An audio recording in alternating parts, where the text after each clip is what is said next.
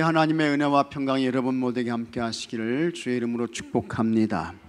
아장아장 성경의 저자인 길버트 피어스가 이런 말을 했습니다. 인생에 있어서 가장 중요한 3년이 언제냐고 묻는다면 태어나서 3세까지라고 대답할 것입니다. 왜냐하면 그 첫 3년 동안 인생의 기초가 되는 모든 것을 배우게 되기 때문입니다. 고3 3년이 아니라는 거예요. 고등학교 3년이 아니라는 거예요.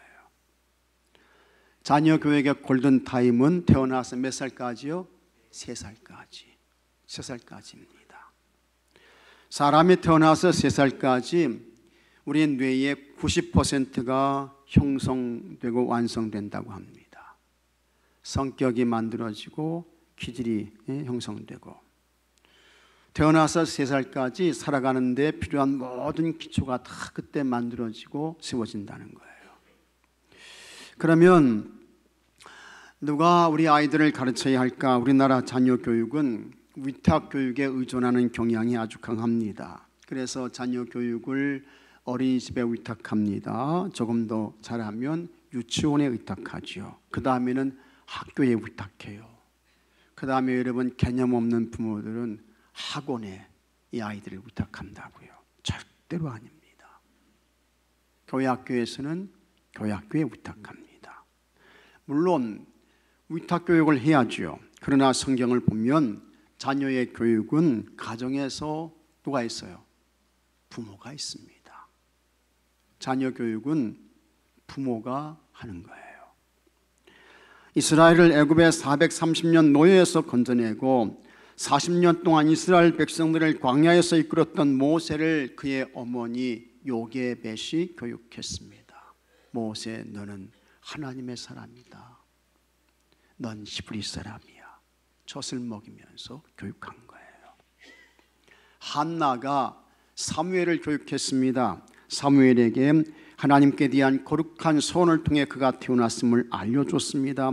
그래서 사무엘은 하나님의 소유이며 하나님의 사명을 감당해야 할 것을 지도했습니다. 바울의 믿음의 아들이었던 디모데는 그의 외할머니 누구요? 로이스. 어머니 누굽니까? 유니게 교육을 받았습니다. 그런 디모데는 믿음 좋은 사람이 되었고, 그가 바울을 만남으로 하나님 교회를 세우는, 하나님 교회를 섬기는 좋은 그와 같은 목회자가 되었습니다. 그러면 먼저 부모는 어떤 사람이 되어야 하며 우리의 자녀들, 자손들에게 무엇을 가르치고 교육해야 할까? 우리 부모가요, 물론 믿음 좋은 사람 돼야죠. 그것과 함께 여러분, 감사의 사람 되셔야 할 줄로 믿습니다. 감사의 사람 되셔야 돼요. 감사의 사람들인 것입니다. 그리고 그 감사를 우리 아이들에게 가르치셔야 돼요. 그래서 여러분 가정의 자녀들도 자손들도 다 감사의 사람 되게 해야 하는 것입니다. 원망의 사람 되면 안 되죠. 불평의 사람 되면 안 됩니다. 불만의 사람 되면 안 됩니다. 부정적인 사람, 비관적인 사람 되면 절대로 안 됩니다. 행복한 삶 살 수 없어요. 다른 사람에게 좋은 영향력을 미치는 유력한 자 될 수 없습니다. 입만 열었다 하면 불평이고 불만이고 다른 사람을 비난하고 험담하고 뒷담화하고, 이런 사람이 어떻게 지도자가 될 수 있겠어요? 이런 사람이 지도자가 되면 자기도 불행해요. 그리고 다른 사람도 불행하게 만드는 것입니다. 안 되죠? 안 되는 것입니다. 그러나 모든 일을 감사함으로 받는 것입니다.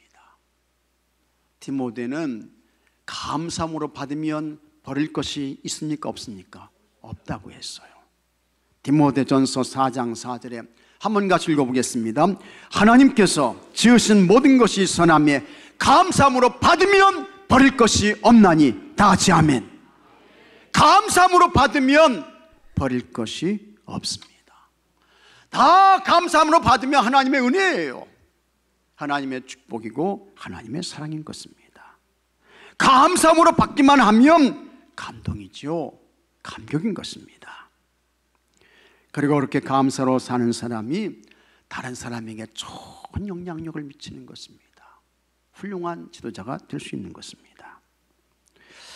그래서 여러분이 감사로 살고 그 감사를 여러분들이 자녀들에게 가르쳐서 그 자녀들도 자손들도 다 감사로 살아야 되는데, 이 감사를 누구에게서 배울 수 있을까? 하나님 앞에서 최고 감사로 사셨던 분이 있습니다. 그분이 누구세요? 예수님이십니다. 예수님은 가장 감사로 사셨습니다. 항상 감사로 사시고 언제나 감사하시고 모든 일에 감사하셨습니다. 감사는 성도의 삶에서 가장 중요한 믿음의 덕목입니다. 그래서 저 사람이 건강한 신앙생활, 영적인 생활을 하고 있나? 이걸 측정할 때 그 기준이 뭐냐? 그게 감사예요.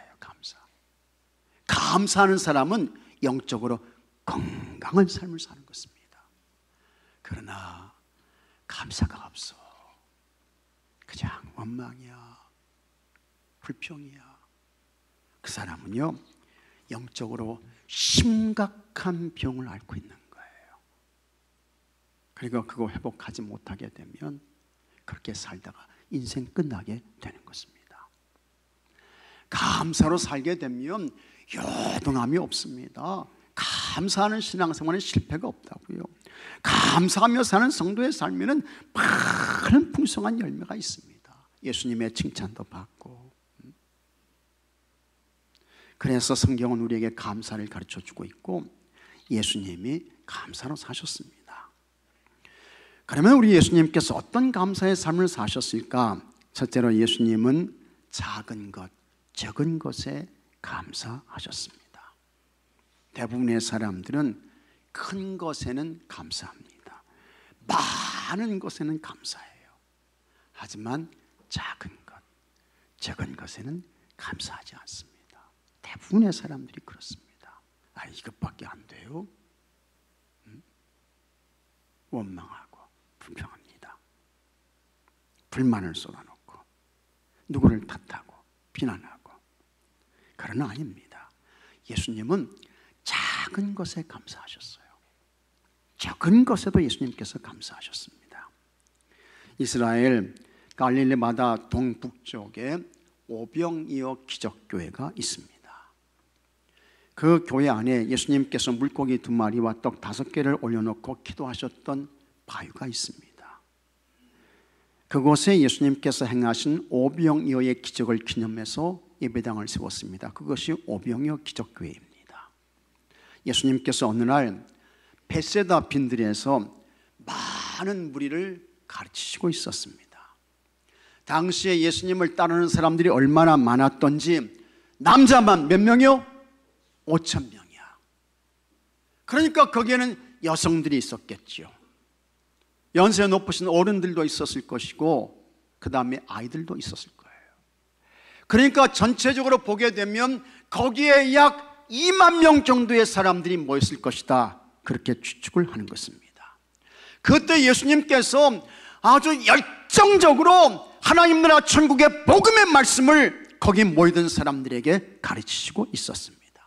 예수님이 얼마나 몰두해서 하나님 나라 천국의 복음의 말씀을 전하시고 가르쳤던지 예수님께서요 시간 가는 줄 모르고 하나님 나라 천국의 복음의 말씀을 전하셨습니다. 우리 교회는 제가 볼 때 그런 분들은 없으신 것 같아요.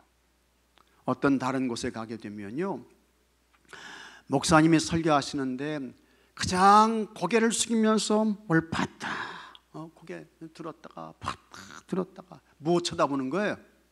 시계 쳐다보는 거야. 시계 쳐다보는 거야. 시계 쳐다보면서 말이죠. 목사님 설교가 언제 끝나나? 이러는 거예요. 그런 사람은 은혜가 있는 거예요? 없는 거예요? 없는 거예요. 예수님은 여러분 천국 복음의 말씀을 전하실 때 시간 가는 줄 모르고 하나님 나라 천국의 복음을 전하신 거야. 얼마나 열정적으로 전하셨던지요.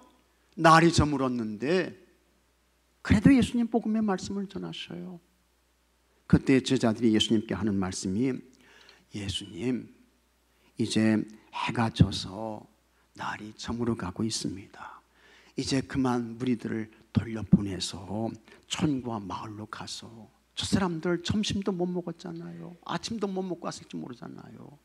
가가지고 무엇을 사 먹게 하는 것이 좋겠습니다. 제자들이 그렇게 이야기를 해요. 그러자 예수님께서 느닷없이 뭐라고 말씀하셨는가 하니, 제자들에게 너희들이 먹을 것 줘라, 이렇게 말씀하시는 거예요. 마가복음 6장 37절에 대답하여 이르시되 너희가 먹을 것을 주라 하시니, 제자들에게 너희들이 먹을 것 줘, 이렇게 말씀하시는 거예요. 여짜오되 우리가 가서 200데나리온의 떡을 사다 먹이리까, 이야기를 합니다. 지금 제자들에게는 아무것도 없습니다. 더군다나 거기는 어딥니까? 빈들입니다. 그곳에 모인 사람들을 먹이기 위해서는 많은 돈이 필요해요. 계산이 빠른 제자들은 대충 계산해 보니까 얼마가 나옵니까? 견적이 200데나리온이 나오는 거예요. 근데 200데나리온의 돈이 어디 있습니까? 준비된 것이 하나도 없잖아요. 그때였습니다. 어떤 제자가 예수님 앞에 떡 5개와 물고기 2마리를 내놓았습니다. 오병이어인 것입니다. 이것이 뭐냐, 한 어린아이가 예수님의 말씀을 들으러 오면서 먹기 위해서 준비해온 도시락이었습니다. 그 도시락의 양은 아주 작았습니다. 어린아이가 한 끼 정도 먹는 거예요. 또 그 도시락의 내용도 정말 적었습니다. 떡은 보리떡 5개가 전부입니다. 보리떡은 그 당시에 형편이 어렵던 가난한 사람들이 먹었던 수준이 낮은 음식이었습니다. 지금에야 보리빵이 무슨 식품이에요? 웰빙 식품, 건강식품이잖아요. 그러나 그 당시에는 가장 가난했던 사람들, 저 밑바닥 인생을 사는 사람들이 먹었던 아주 수준이 낮은 그와 같은 음식이었습니다. 근데 그 보리빵이 5개가 있는 거예요. 물고기는 갈릴리 바다에서 나는 평범한 생선이었습니다. 그저 배고픔을 간신히 면할 수 있는 작은 식사. 보리떡 5개와 물고기 2마리는 그야말로 아주 작고 정말 보잘것이 없는 것이었습니다. 그런 것을 어린아이는 예수님이 점심도 그러시고 하루 종일 쉬지 않고 복음을 전하시니까 예수님이 얼마나 배가 고프실까, 우리 예수님이 얼마나 시장하시지, 그와 같은 마음을 가지고 예수님 이것 좀 드려서 잡수게 하세요 하면서 이 아이가 예수님 앞에 가져왔던 것입니다. 그러니까 이 아이의 마음이 어떻게 해요? 착한 거예요. 아주 착해요. 예수님은 어린아이가 드린 작고 보잘것없고 하찮은 보리떡 5개와 물고기 2마리 저리 가져가, 나한테 이걸 가져와서 먹으라고 해, 그러시지 않으셨다고요. 그걸 예수님이 소중하게 잘 받으신 거예요. 그리고는 그걸 바위 위에 올려놓습니다. 그 다음에 예수님께서 기도하시는 것입니다. 41절에 예수께서 떡 5개와 물고기 2마리를 가지사, 같이 하겠습니다. 하늘을 우러러 축사하시고, 굉장히 중요한 말씀이에요. 하늘을 우러러 축사하셨다. 하늘을 우러러 축사하시고 떡을 떼어 제자들에게 주어 사람들에게 나눠주게 하시고 또 물고기 2마리도 모든 사람에게 나누심에 했습니다. 여기 축사하셨다는 말이 나옵니다. 이 축사하셨다는 것은 헬라어로 유카리스테오라고 합니다. 이것은 하나님께 감사했다는 것입니다. 예수님께서 감사의 기도를 드리셨어요. 그런데 예수님이 그냥 감사의 기도를 드리신 게 아니고 하늘을 우러러보시면서, 예수님이 하늘을 우러러보시면서 감사의 기도를 하신 것입니다. 대단한 감사죠. 큰 감사예요. 그리고 제자들에게 자, 지금부터 이거 나눠줘라, 예수님 말씀하셔요. 제자들이 하늘을 우러러 감사의 기도를 드리시고 나눠주라고 했던 그 오병이요, 예수님 말씀에 순종해서 그것을 거기에 모였던 사람들에게 나눠주는 것입니다. 그런데 먹어도 부족함이 없고 모자람이 없고 떨어짐이 없습니다. 더 달라는 사람이 있었습니다. 아유, 나는 더 먹어야 되겠습니다. 더 달라는 사람에게는 거절하지 않고 다 놔줬어요. 다 줬어요. 그랬는데 거기에 모였던 사람들이 다 배불리 먹고 모자라지 않고 남았습니다. 그리고 그것을 거두었더니 12바구니에 가득 찼다고 했습니다. 예수님께서 보리떡 5개와 물고기 2마리를 받아들고 어떻게 하셨습니까? 하늘을 우러러 감사의 기도를 하신 거예요. 감사의 기도. 보리떡 5개와 물고기 2마리는 훌륭한 식사가 아닙니다. 아주 적은 식사입니다. 그리고 보리떡과 물고기는 이스라엘에서 제일 가난했던 사람들이 겨우 끼니를 잇기 위해서 먹는 식사였습니다. 규모가 없는 식사, 부족한 식사인 것입니다. 그런데 예수님은 그럼에도 불구하고 감사하셨습니다. 이것은 무엇을 말할까? 예수님은 작은 것, 적은 것에 감사하셨다는 것입니다. 세상 사람들이 별로 소중하게 여기지 않고 세상 사람들이 중요하게 취급하지 않는 작은 것, 적은 것에 감사하셨습니다. 우리 한국 분들이 해외여행을 많이 합니다. 참 해외여행 하는 거 좋죠. 그래서 가까운 일본도 가고 무슨 태국도 가고 또 어딥니까? 미얀마도 가고 싱가포르 다 가요. 감사하죠. 또 미국을 가시는 분도 있고 또 유럽으로 가시는 분들도 많습니다. 네. 요즘에는 이제 이 유럽에 대한 환상이 많이 이제 깨진 것은 이제 맞는 것 같습니다. 그때마다 한국 분들이 여행을 하면서 가장 힘든 게 뭡니까? 여러분들은 뭐가 힘드셔요? 네? 저는 해외를 나가게 되면 가장 힘든 거예요. 힘든 것이요. 저는 비행기 타는 게 진짜 싫어요. 하여튼 비행기 타는 게 너무너무 싫어. 네. 그게 싫어하죠. 네.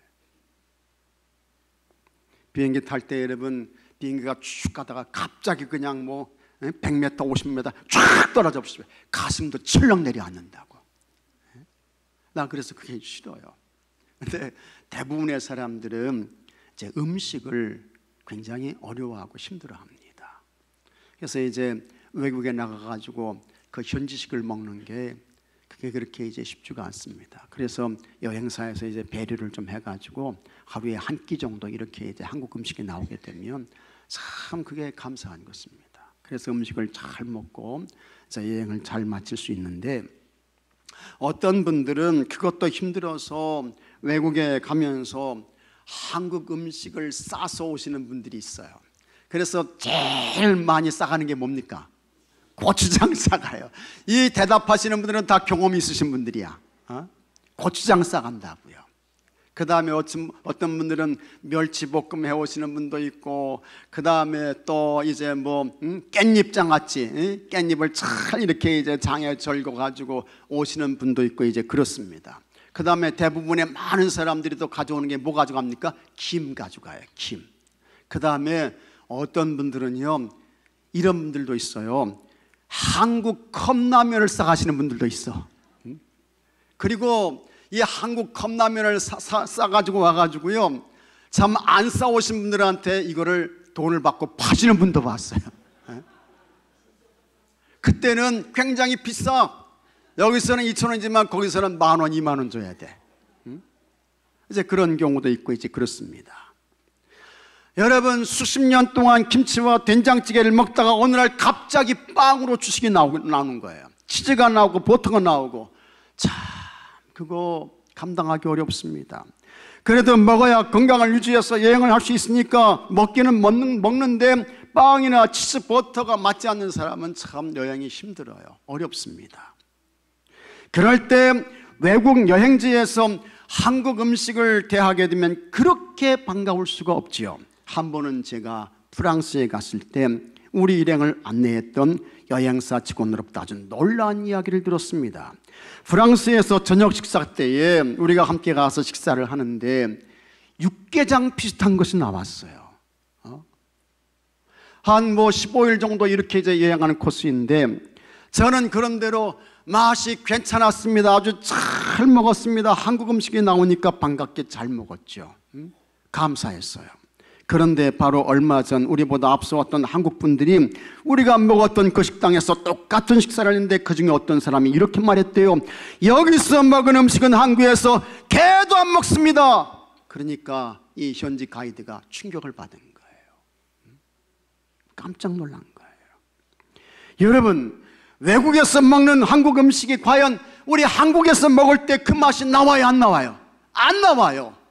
물도 다르고 물이 다르잖아요. 그 다음에 토질도 다르죠. 식재료도 다 다르죠. 그런 가운데에서 한국 음식이 나오면 할렐루야, 감사합니다, 고맙습니다 하면서 잘 드셔야지, 잘 먹어야지, 감사한 마음으로요. 한국이 아니잖아요. 우리나라가 아닙니다. 외국입니다. 그러니까 감사하면서 잘 드셔야 돼요.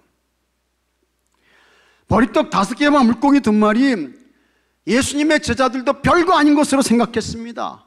그러나 예수님은 그 별거 아닌 것, 거기에 하늘을 우러러 감사하셨던 것입니다. 작은 것, 적은 것에 감사하셨어요. 그리고 그렇게 작은 것, 적은 것에 감사했더니 거기에 모였던 사람들이 다 배불리 먹었습니다. 남았습니다. 남은 것을 버리지 않고 거뒀습니다. 12바구니에 가득 찼습니다. 놀라운 엄청난 기적이 일어난 것입니다. 감사는 큰 것만 하는 게 아니에요.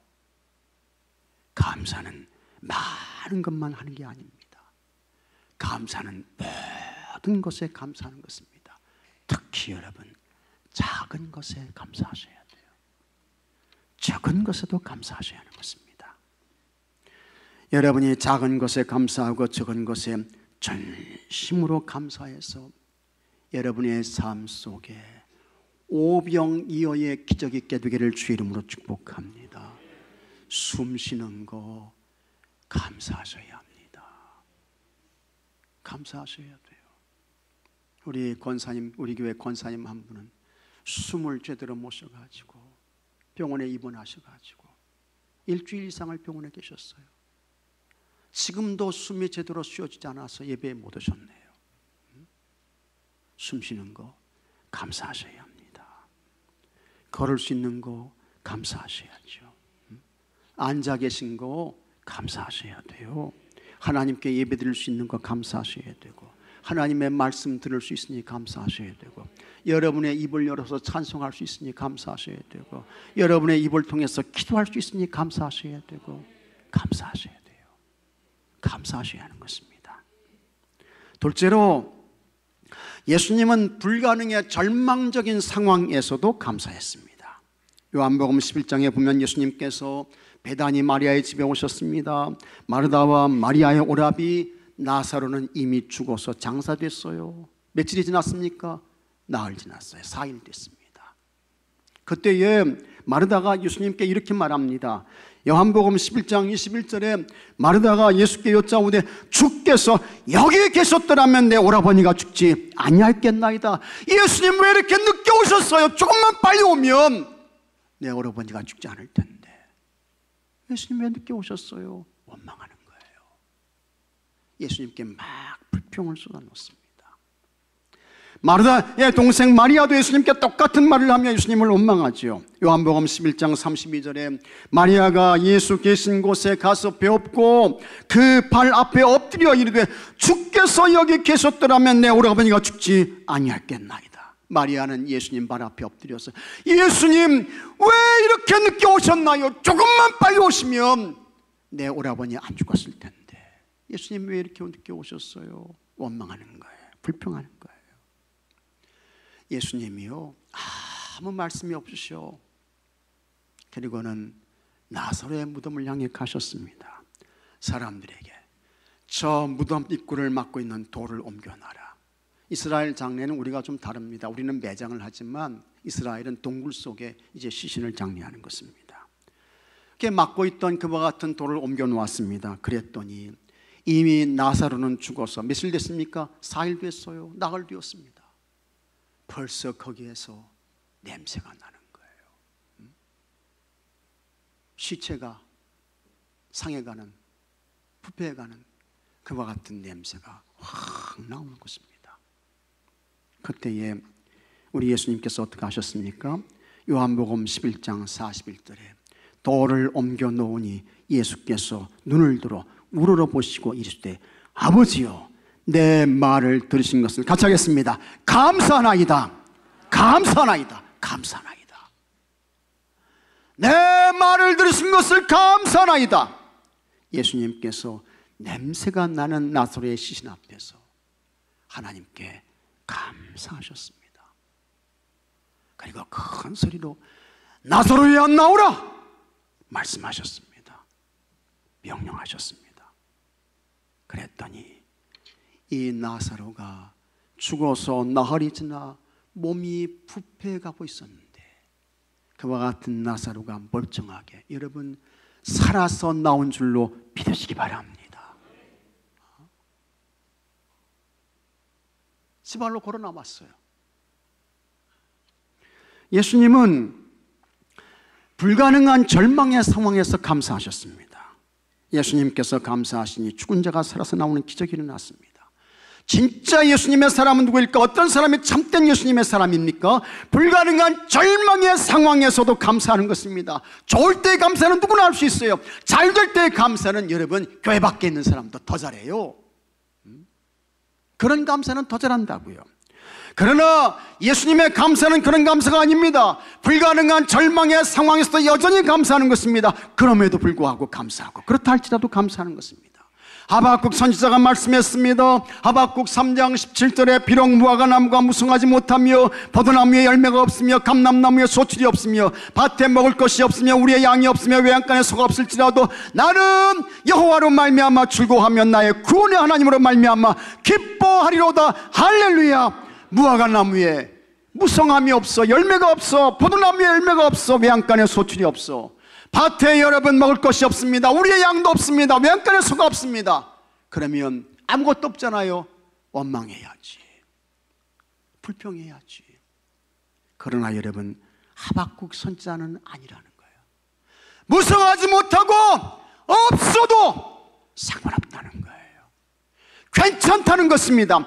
나는 여호와로 말미암아 즐거워하며 난 구원의 하나님 때문에 기뻐하고 감사합니다. 이게 하박국이었습니다. 여러분이 인간적으로나 세상적으로 전혀 감사할 수 없는 형편과 처진 불가능한 절망의 상황에서도 감사할 수 있는 사람이 진정한 하나님의 사람이고 예수님께 속한 사람인 것입니다. 믿으시면 아멘 하시기 바랍니다. 그런 사람 돼야지. 그런 사람 되셔야 돼요. 예수님처럼 불가능한 절망의 상황에서도 부디 감사하는 여러분들이 되시기를 바랍니다. 상황과 형편을 뛰어넘는 감사인 것입니다. 이와 같은 감사를 드려서 여러분의 삶 속에 생각지 못했던 능력과 역사와 기사와 표적이 있게 되는 은혜가 있게 되기를 주의 이름으로 축복합니다. 셋째로 예수님은 죽음을 앞에 놓고서도 감사했습니다. 사람은 한 번 죽습니다. 사람은 다 한 번 죽어요. 죽음에서 예외인 사람은 없습니다. 마가복음 14장에 예수님께서 죽음을 앞에 놓고 제자들과 마지막 만찬을 하셨습니다. 예수님께서 제자들에게 떡을 떼어주시며 말씀하셨습니다. 마가복음 14장 22절에 그들이 먹을 때 예수께서 떡을 가지사 축복하시고 떼어 제자들에게 주시며 이르시되 받으라 이것은 내 몸이니라. 떡을 떼어주시면서 빵을 찢어주시면서 그 다음에 예수님께서 포도주를 나눠주십니다. 마가복음 14장 23절에 또 잔을 가지사 같이 하겠습니다. 감사기도 하시고 감사기도 하신 거예요. 그들에게 주시니 다 이를 말씀에 이르시되 이것은 많은 사람을 위하여 흘리는 나의 피 곧 언약의 피니라. 예수님께서 떡을 떼어주시면서 축복하셨고 포도주 나눠주시면서 감사 기도를 하셨습니다. 예수님께서 빵을 떼서 제자들에게 주셨다는 것은 뭡니까? 이 빵을 떼서 주셨다는 것은 뭐가 찢어지는 거예요? 예수님의 몸이 찢어지는 거예요. 그걸 상징하는 거예요. 그래서 예수님이 채찍 맞으시면서 예수님의 몸에서 살점이 파여져 나갔죠. 예수님의 몸이 찢어지는 거예요. 그 다음에 예수님께서 포도주를 제자들에게 나눠주시는데 이 포도주는 예수님의 뭘 의미합니까? 예수님의 피예요. 가시면류관 쓰면서 예수님이 피를 흘리시잖아요. 채찍을 맞으시면서 살점은 떨어져 나가고 온몸에 피가 흐르는 거예요. 피투성이가 되는 거야. 예수님의 십자가에 못 박힐 때에 피가 흐르고 창 맞으실 때 물과 피를 다 쏟으시고 그걸 이제 상징하는 것입니다. 그런데 예수님께서 감사의 기도를 하시고 그것을 행하셨습니다. 죽음을 앞에 놓고 예수님이 감사하신 것입니다. 십자가의 죽음은 가장 고통스럽습니다. 이 십자가의 죽음은요 가장 수치스러운 거예요. 십자가의 죽음은 가장 큰 저주입니다. 하지만 그와 같은 죽음을 앞에 놓고서 예수님께서 감사하셨습니다. 감사하신 거예요. 예수님은 십자가 죽음이 어떤 것인지 정확하게 알고 계셨습니다. 그래서 할 수만 있으면 그 잔을 지나가게 해달라고 하나님께 기도했습니다. 십자가에 달릴 때에 완전히 발가벗겨져요. 입은 옷이 하나도 없어. 양손에 못이 박히고 발에 못이 박히고 사람들이 침을 뱉고 조롱과 멸시를 퍼붓고 머리를 흔들며 예수님을 저주하고 그 다음에 예수님 옆구리에 창 맞으시잖아요. 물 한 방울, 피 한 방울까지 다 쏟아냈습니다.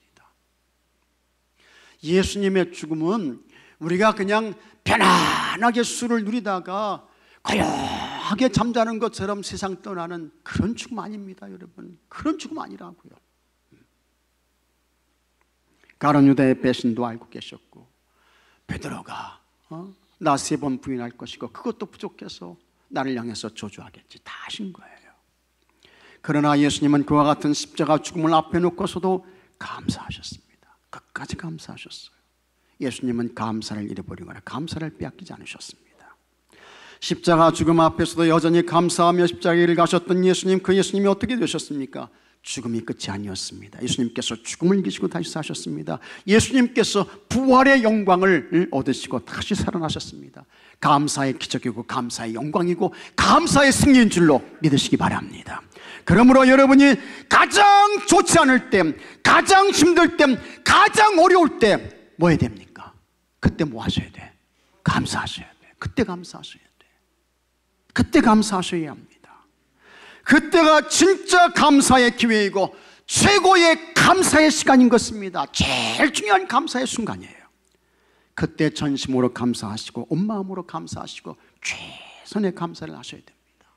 그렇게 되면 여러분 감사의 기적도 있게 되고 감사의 영광도 보게 되고 감사의 승리도 얻게 되는 줄로 믿으시기 바랍니다. 믿습니까, 여러분?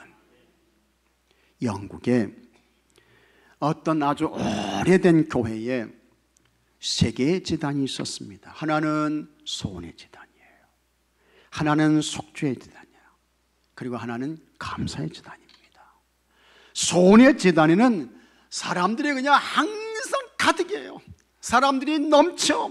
그래서 그 소원의 제단에 와가지고 사람들이 5만 가지 인상을 쓰면서 주시 없어서 소원의 제단에 와가지고요. 그러는 거야. 하여튼 사람이 그냥 붐벼요. 그 다음에 속죄 제단에도 소원의 제단만큼은 못하지만 그곳에도 많은 사람들이 와서 눈물을 흘리며 회개하고 통회하며 자복합니다. 속죄 제단에. 그런데 소원의 제단, 속죄의 제단은 사람들이 그렇게 많고 사람들이 항상 줄을 잇는데 이 감사의 제단은 사람이 별로 없어요.